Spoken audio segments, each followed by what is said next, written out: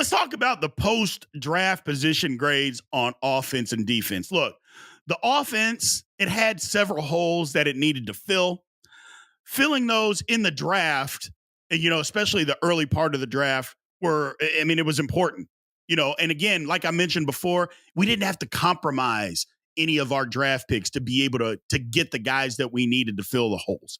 And that with Troy Fontenot and Frazier, Zach Frazier, not having to move up to grab those guys where we got them, incredible job. It may have been luck because people are taking, all these quarterbacks early, maybe taking them way too early, out of position, but that's not our problem. We got to fill the holes that we can fill. That's not our problem. So good for the Steelers. Corner is still a position of need.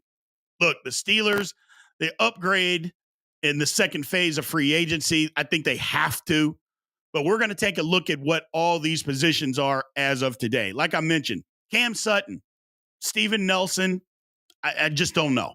Like I said, it makes sense for Cam Sutton to be here. It really does. But as a human being, I'm just having a hard time. If it was only about football, re-signing him would be a no-brainer. It should have already been done. But it isn't just about football, people, unfortunately. We can't just look at that in this day and age, or really in any age. What he's been accused of, I'm just not comfortable right now.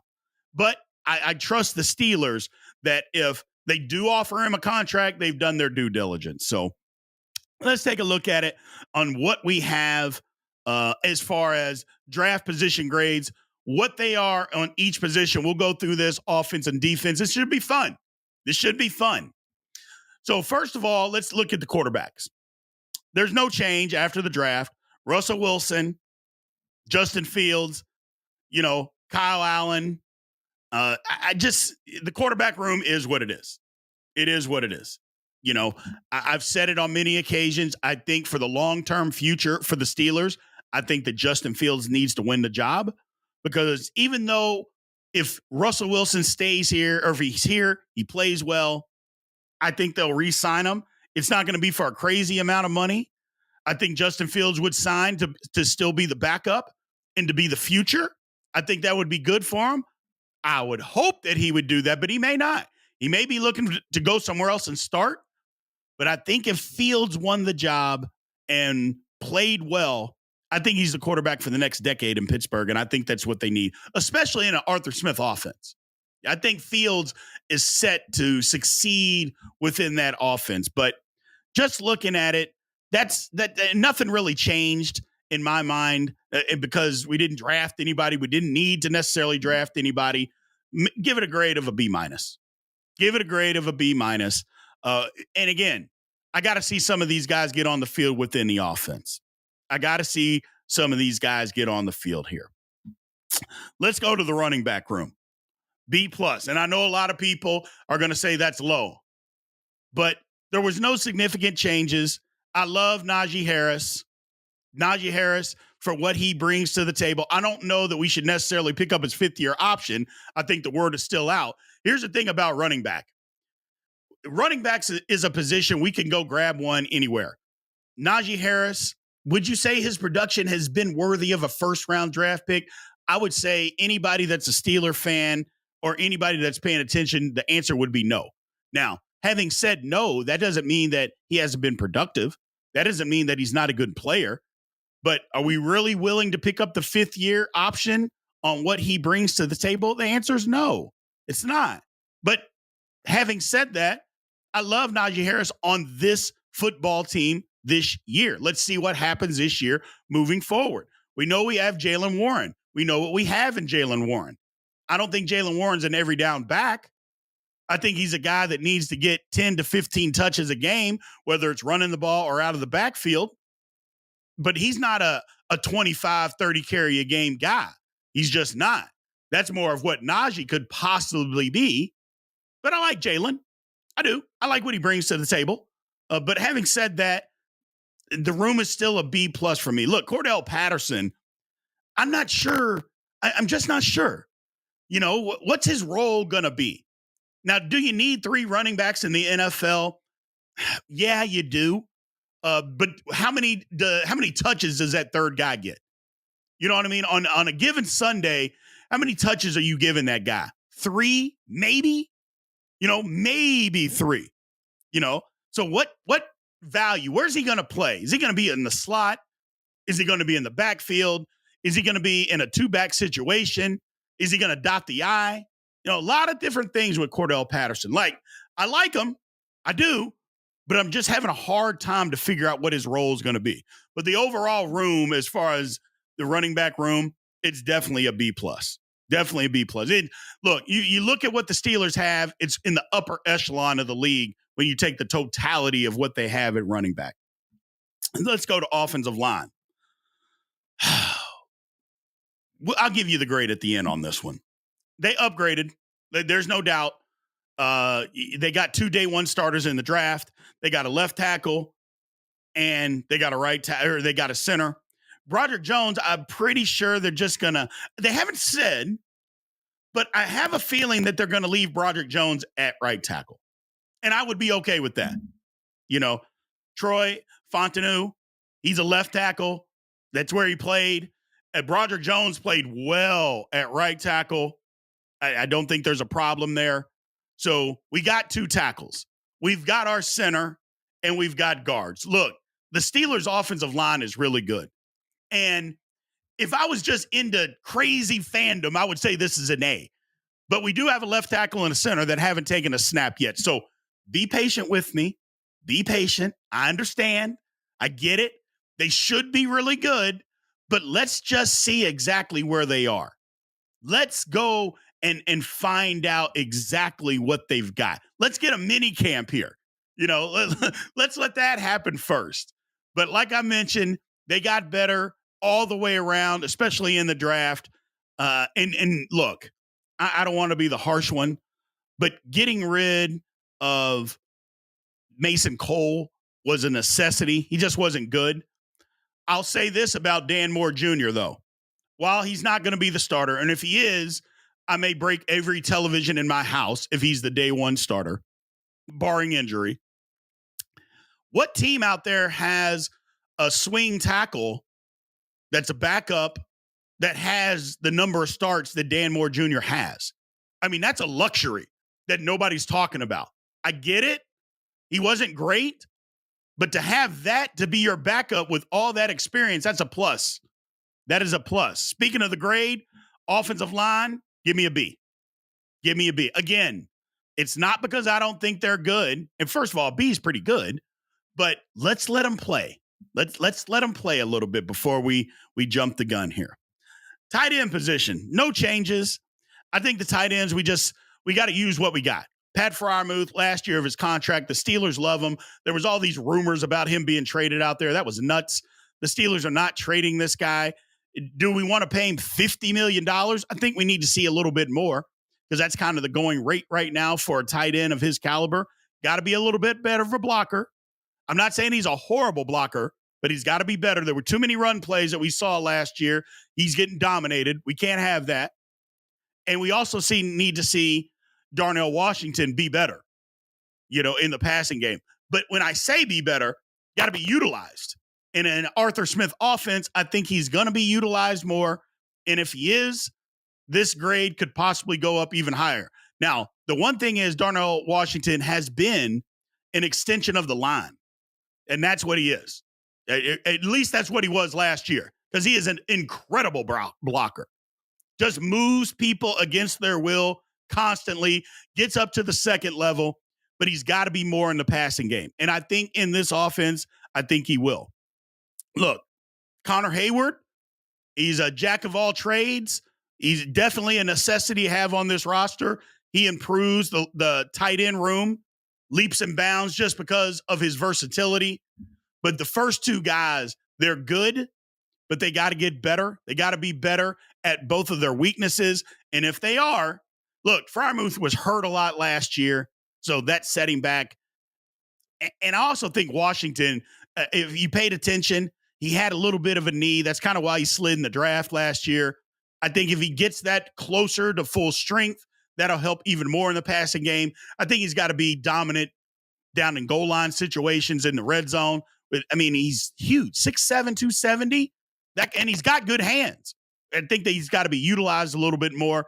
I just don't think our offensive imagination was anywhere what it needed to be down on the goal line. I think it will be this year. I like Darnell Washington. I like Pat Freiermuth. I give the tight end room a B. Wide receiver.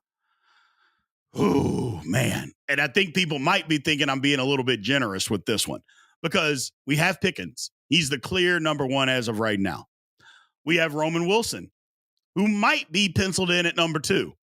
But here's the thing. Do you trust a rookie wide receiver? I know wide receiver can be a tricky position at times to just plug a guy in and say, go be productive. But if you don't have to be the guy, it makes it a little bit easier.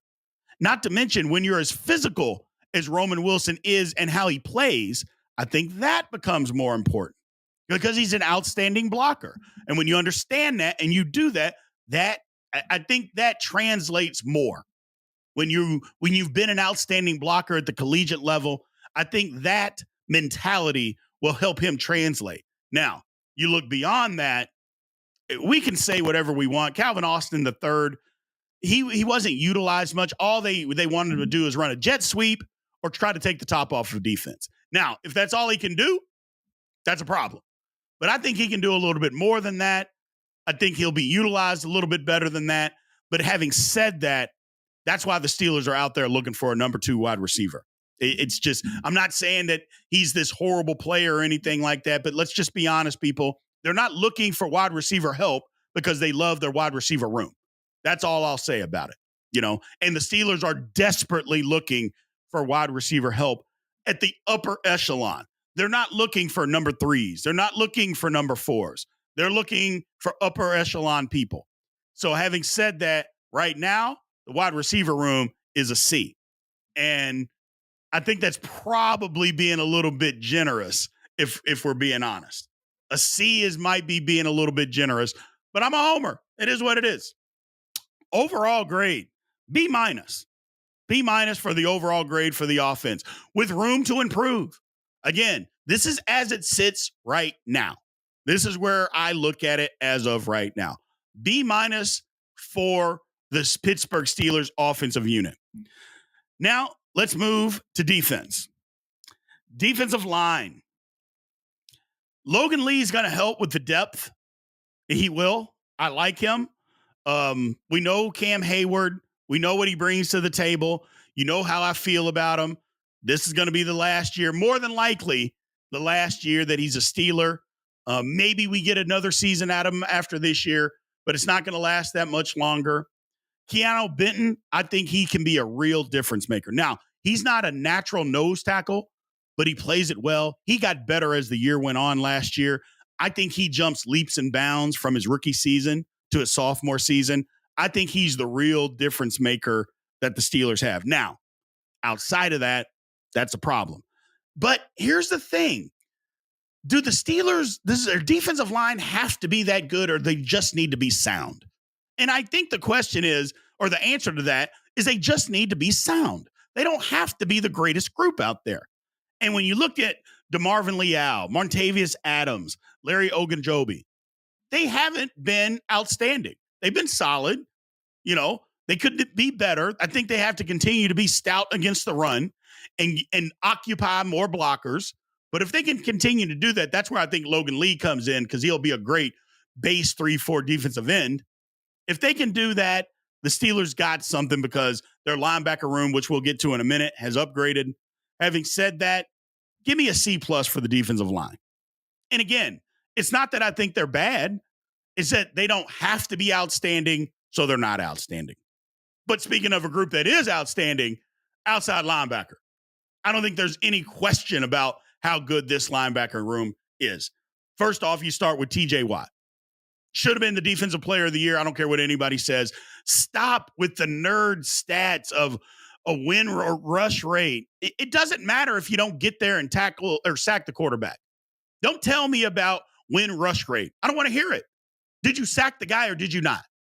Well, a win rush rate means the more times you can get there. Yeah, but if you don't, then what difference does it make? I don't want to hear it. I don't want to hear it.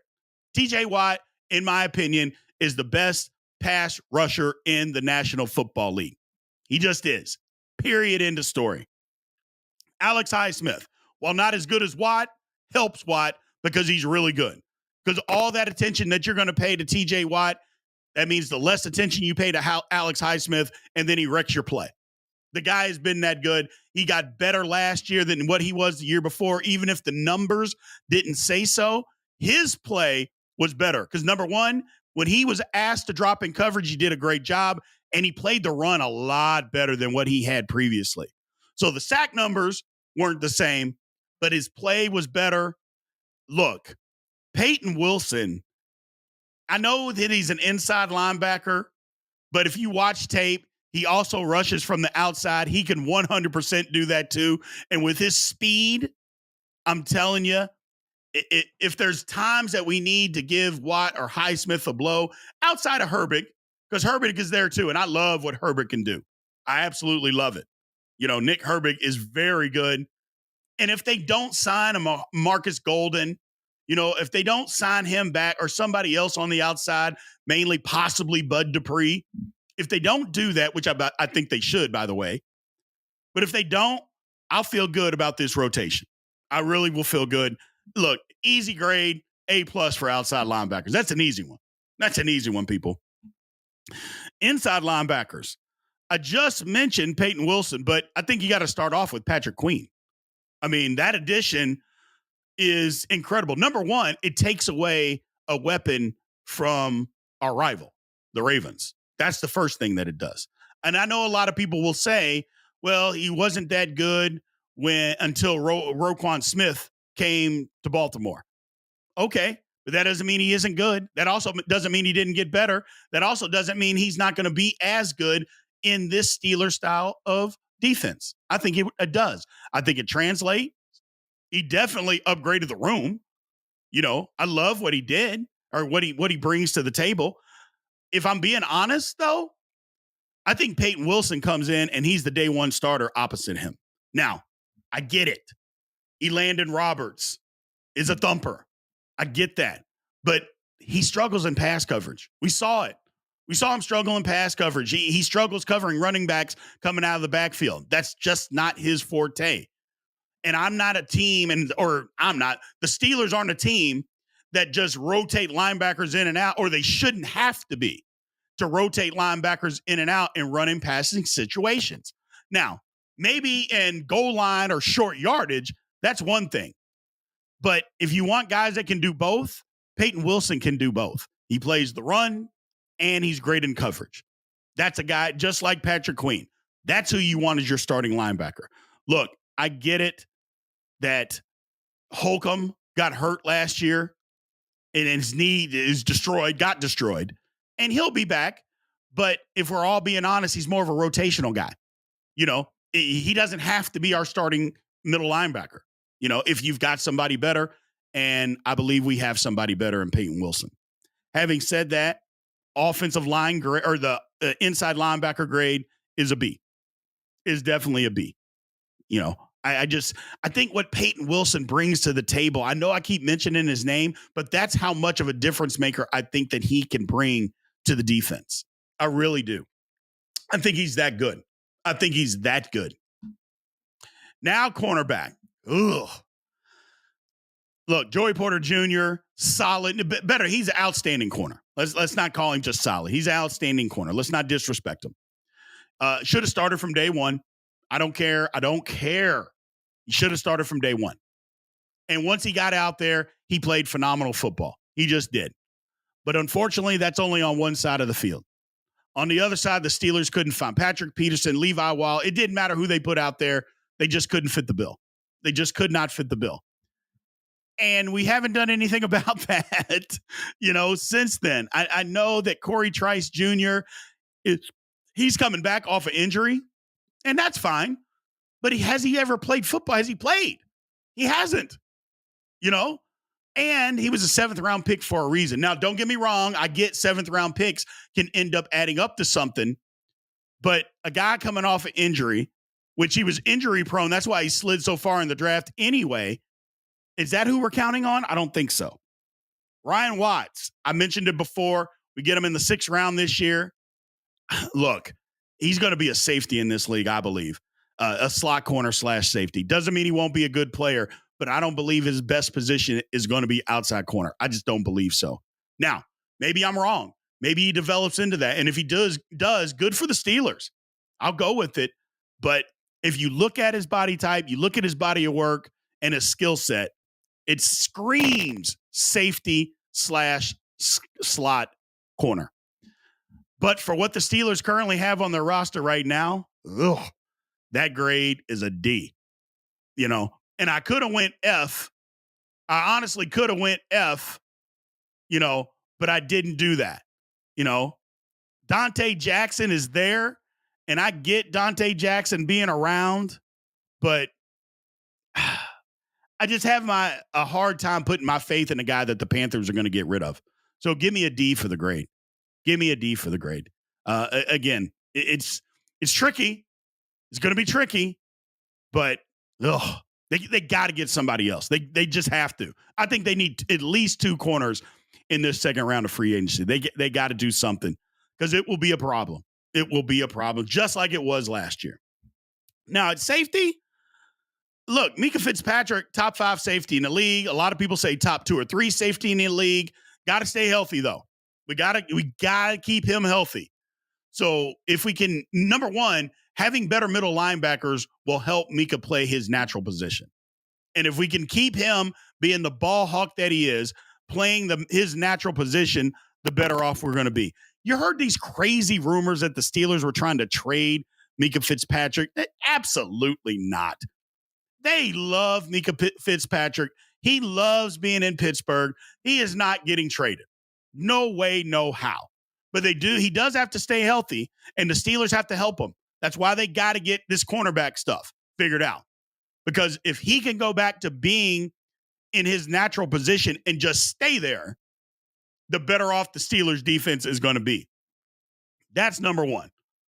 But number two, DeMontez KZ, I like him at the other corner or at the other safety spot. Played well, plays well. He's solid, But again, health. The Steelers went through 100 safeties last year. Lord have mercy. They went through 100 safeties last year. So health is going to be a big factor in how good this unit is.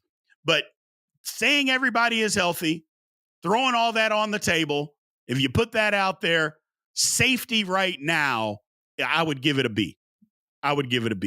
But they got to stay healthy. Because like I said, they were getting guys literally from, week 8 on, just picking guys off the street, anybody that could come out there and play. So moving on in the safety department, like I said, give that grade overall for the safeties. Give them a B. Quality, depth at the position. They have that, but everybody's got to stay healthy. So overall, with the defense, I think the Steelers get a B-. I do. I like the Steelers with a B-. We got to do something about the cornerback room. Look, don't worry about the defensive line. As long as the defensive line doesn't get worse, which I don't see that it is, as long as it doesn't get worse, they're fine. Look, the Steelers' defensive line has never been anything that in the 3-4 system, it's not been something that you said had to be outstanding.